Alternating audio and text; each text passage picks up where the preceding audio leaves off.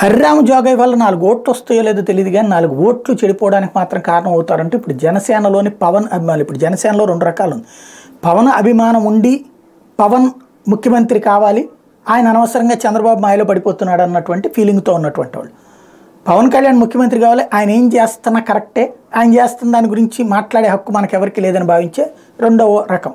ఈ రెండో రకం వాళ్ళు ఇప్పుడు లెటర్లు రాస్తున్నటువంటి హరిరామ జోగయ్య, ఒకటి ఆయన రాశాడు, రెండోది వైఎస్ఆర్ కాంగ్రెస్ పార్టీ వాళ్ళు సృష్టించినటువంటి లేఖ.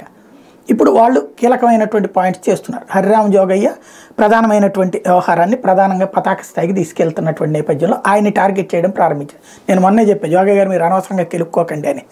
ఇప్పుడు వాళ్ళు ప్రచారంలోకి తీసుకొస్తుంది ఏంటంటే, ఒకప్పుడు చిరంజీవి నాశనానికి ఆయనే కారణం, పాలకొల్లు తిరుపతి నుండి చిరంజీవి పోటీ చేస్తుంటే తన స్వార్థ ప్రయోజనాల కోసం అని చెప్పి స్టేట్మెంట్లు ఇచ్చి చెడగొట్టింది చిరంజీవిని పాలకొల్లు వైపు, నరసాపురం కాకుండా పాలకొల్లుకు తీసుకుపోయింది ఆయనే. నరసాపురంలో తన శిష్యుణ్ణి కాపాడుకోవడం కోసం అని చెప్పి ఆ పని చేశారు. అదేవిధంగా పాలకొల్లుకు సంబంధించినంత వరకు చిరంజీవి అక్కడ ఒక పక్కన 2 చోట్ల పోటీ చేస్తుండగా రేపు చిరంజీవి గారి ఇచ్చాక పాలకొల్లు రాజీనామా చేస్తానని ప్రకటించింది ఆయనే. దాంతో ఎలాగూ ఓడిపోయేటటువంటి చోట్ల మనం ఎందుకులే అని చెప్పేసి జనం వేయలేదు.